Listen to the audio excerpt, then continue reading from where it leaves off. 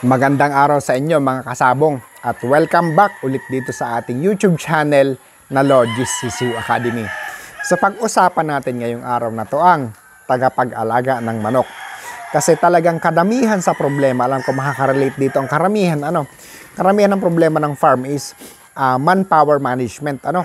Ang bilis ng turnover o pagpapalit ng mga tauhan sa farm. So every now and then marami akong mga kaibigan, lalo pag breeding season, tumatawag, nagtatanong kung may kilala akong breeder. So yung nagbe-breed ng manok, nagpapalaki ng manok, nag-aalaga ng mga sisiw nila para may mga stag silang mailaban o maibenta. Ngayon, talagang it's been going on for many years now na talagang yun ang problema. Pag natuto ng konti, aalis. Pag natuto ng konti, aalis, lilipat sa iba. So kumbaga, that is human nature. So pag-usapan natin naman muna ngayon ang job description nila at kung ano mga duties and responsibilities para mas maintindihan natin sila. So, pagpapasok ko sa isang farm, sabi nga nila, sabi ng mga kaibigan, pasok ka dito sa farm. Mag-aalaga lang naman ng manok, simple lang naman ang trabaho. Ngayon, yung simple na yun, hindi yun tinatawag na simple. Unang-una muna, kailangan malinis ang area, marunong kang maglinis sa area mo. Pangalawa, marunong kang tumingin ng mga manok na payat, na maputla, na mabagal ang kilos kasi may dinaramdam, kailangan marunong kang tumingin ng ganon.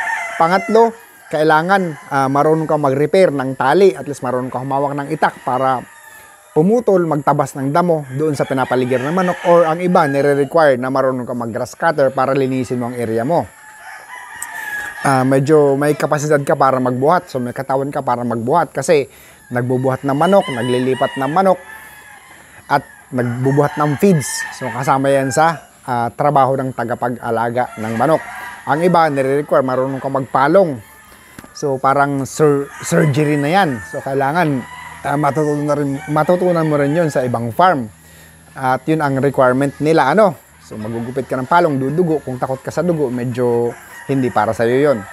So ilan lang yan. Pero pag-usapan natin yun ang tagapag-alaga ng sisiw kasi breeding season na breeding season at napaka-importante nito. So ano nga ba ang trabaho ng isang tagapag-alaga ng sisiw? So bilang tagapag-alaga ng sisiw, ang importante sa lahat, unang-una, interesado ka. Interesado or hilig mo talaga ang pag-aalaga ng sisiw, hilig mo ang pag-aalaga ng manok. Kasi ako talagang dinedicate ko ng buhay ko sa industry na to. So talagang gusto kong mamaster ang pag-aalaga ng sisiw kasi yun ang pinaka-challenging sa lahat, yun ang pinaka-mahirap sa lahat at pinaka-magastos sa lahat. Kaya sinishare ko sa inyo yung experience ko. So eto, kailangan talagang mahilig ka sa pag-aalaga ng sisiw. Pangalawa, talagang responsable ka. Responsable. Kasi kung hindi ka responsable, kahit anong hilig mo, mayat maya aatapagin mo ang cellphone mo. Mayat maya pupunta ka ng sabungan kaysa alagaan mo ang mga sisiw mo. So yun ang sinasabi ko. So kung bakit, eto ang rason. Sa pag-aalaga ng sisiw, kailangan mauna kang gumising. Mauna kang gumising kasi sa mga sisiw. Kasi yung mga sisiw, sa sistema ko, sa sistema namin dito sa Logis Sisiw Academy Farm, yung mga sisiw namin, ang huling kain kahapon ng hapon. So magpapakain niya yung umaga. Wala kaming ilaw, wala kaming extrang pagkain sa kanila. So syempre na-fasting gutom ang mga yan, uhaw ang mga yan. Ngayon, kung maunang gumising sa iyo ang mga sisiw, lahat ng ipot nila, lahat ng may liquid na pwede lang mainom dahil uhaw na uhaw, iinumin nila, kakainin nila yan. Ngayon, since marumi yun, yun ang umpisa ng sakit. Kaya dito sa Logis Sisiw Academy Farm, alas 5 pa lang bago pa magliwanag, gising na ang mga tagapag-alaga ko ng sisiw. Kasi, beforehand, o gabi pa lang, kinukuha ng mga painuman, nililinisan na, pinapataob na. So, malinis na yon. Pagkagising nila, magkakape, maglalagay na ng tubig or vitamins o kung gamot, kung anong kailangan, ilalatag na yun sa mga sisiw. So, pagliwanag, tatakbo ka agad ng mga sisiw, tubig ka agad ang hahanapin na una kaysa sa feeds. Dahil nga, wala silang tubig magdamag for the next 12 hours So, wala silang tubig for 12 hours, so mas uunahin nila ang tubig kaysa sa feeds. At pangalawa, napaka-importanting feeds talagang, tubig ang unahin kaysa sa feeds. Kasi pag inuna mo ang feeds, malapot ang laway nila kasi uhaw na uhaw, pwedeng bumara, pwedeng ma-choke.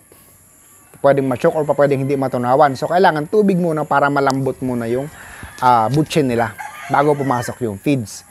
So, ngayon, pag latag na yung mga painuman after nila makalabas, ang trabaho naman ng tagapag-alaga ng sisiw is, since wala ang mga sisiw sa brooder nila, sa bahay nila, lilinisan naman yun. Mag-i-spray ng disinfection at lilinisin, magpapalit ng ipa. Kasi kami after 3 days kami nagpapalit ng ipa. And aside from that, ang pinaka-importante sa lahat, habang nagpapainom, habang nagpapakain, yung obserbasyon sa mga sisiw kung anong kilos nila, kung anong ipot nila, So yung kilos nila, pag medyo may babagal-bagal, pag binuksan mong kulungan, takbuhan lahat yan. Pag binuksan mong brooder, takbuhan lahat yan. Pag nagtakbuhan sila, makikita mo yung maiiwan, medyo masamang pakaramdam. So, pwede mong hulihin, pwede mong i-examine kung ano ang nakikita mo doon. Kasi posibleng may dinaramdam po, pwede mahawakan ng iba. Posibleng may malala ng sipon. So, malakas lang talaga ang katawan nila. Kaya, medyo hindi nila dinaramdam. So, pag nakita natin yun, of course, kailangan natin magbigay ng unang lunas. Kailangan natin silang gamutin kaagad. Kasi, posibleng infected na yung buong flock. So, wag na tayong maghintay na bumagsak pa sila. Kasi kadamihan, ang definition nila ng may sakit na manok, bagsak na. Hindi po yun. So, ang definition ng may sakit na manok is yung may uhog pa lang sa ilong, yung medyo mabagal maglakad, medyo laylay ng konti ang pakpak, nanunuyot ang paa. So, kahit na wala ka pang evident o wala ka pang nakikitang physical na sakit nila, so, kailangan i-analyze na yun para mabigyan ng karampatang lunas or gamot.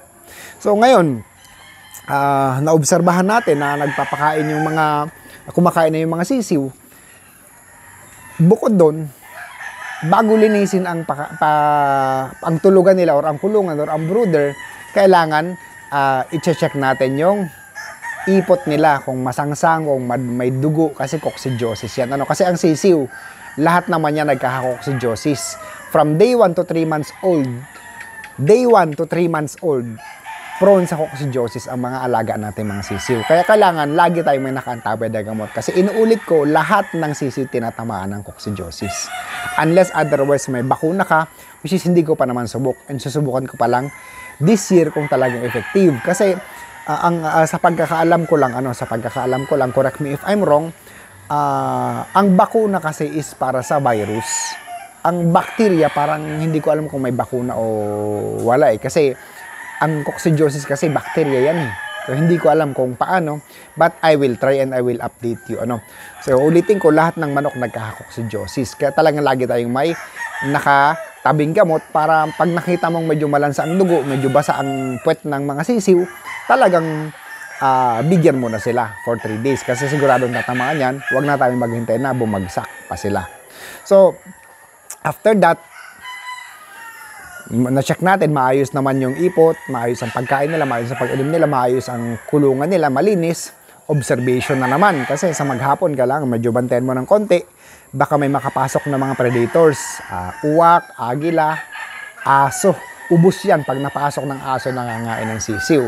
Kaya importante na yung mga tao natin na nag-aalaga ng sisiw, paikot-ikot lang dyan or may nakalagay na duyan, dyan lang siya, nakabantay. Kakain lang, babalik na naman. So, kung dinidikit niya dapat yung oras niya dyan. Dahil ang reward naman nun is mayroon siyang extra na income. Kasi karamihan ng farm, mayroon namang binibigay na per head sa maitali. May 100 pesos, may 200, 300, up to 500, or ang iba baka mas mataas pa, plus bonuses. Kasi diyan nakasalalay ang buhay ng isang farm sa kung paano magpalaki, magparami ng mga manok sa pag-aalaga ng sisiw. Yan ang pundasyon. So, yun ang trabaho ng tagapag-alaga ng sisiw. So, bukod dyan, of course, kailangan i-check natin yung storage, yung storage ng feeds. Kung walang mga daga, walang mga kumakain na mga daga, hindi naiihian, hindi nagagapangan ng ipis. Kasi pag nangyari yan, siguradong yung feeds natin contaminated na din. So, dun magmumula ang sakit. So, kailangan malinis lagi, yun ma-check natin lagi. Tapos, kung yung beddings, kung ipa ang ginagamit natin, o kung anumang beddings, we have to make sure na siguradong malinis sila. we have to make sure na malinis sila para talagang yung mga alaga nating sisiw, hindi sila makakontaminate, hindi magkakasakit, ano. So, lagi ako nagde-disinfect, ano, every 3 days, every 2 days. So, ang ginagamit nating disinfectant is chlorine, yung powder lang na nabibili sa palengke. Murang-murang disinfectant yun. Murang-murang disinfectant. Ihalo mo lang sa isang kutsara, kalahating kutsara, ihalo mo sa isang sprayer na malaki. Solved na yun kasi talagang napakalakas niya. At saka hindi siya harmful sa mga manok. At pag nag-spray ka, medyo malakas ang binigay mo, sensitive sa ilong. So, ibig sabihin, yung mga bakterya na yan, ilalabas yan. Yung mga uhug-uhug, ilalabas ng mga manok yan. Kaya malilinis talaga sila. In fact, ang ibang farm, naglalagay pa ng chlorine sa painom. So, wala namang problema yun as long as ang gamit mo is tap water. Tubig sa balon, tubig sa sapa, pwedeng maglagay ng chlorine. Kasi, you may never know kung anong mga protozoa at bacteria na nandun. Ano? Kasi usually, open flowing yan or kung nasa ilalim yan, so may mga protozoa siya. May mga kung anong mga bacteria na pwedeng maging harmful sa bituka ng manok natin. Ano? Pwedeng mag-cause ng cholera at kahit sa tao.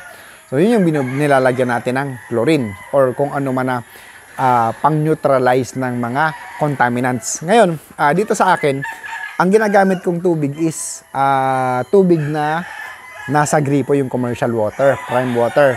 So, may chlorine na siya, malinis na siya, so okay lang.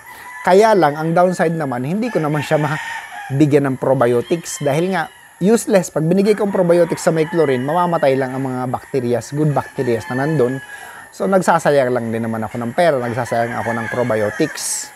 So, yun ang downside.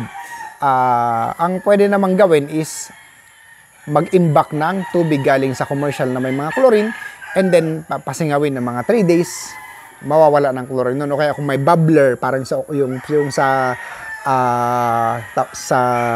yung oxygen, parang yung sa tank ng mga, yung fish tanks or ng mga aquarium, so bumubula sila, pinapasingaw nun ang chlorine. So pwedeng gamitin din yun. So talagang after that, after we have to make sure na okay lahat-lahat, so titingnan mo rin.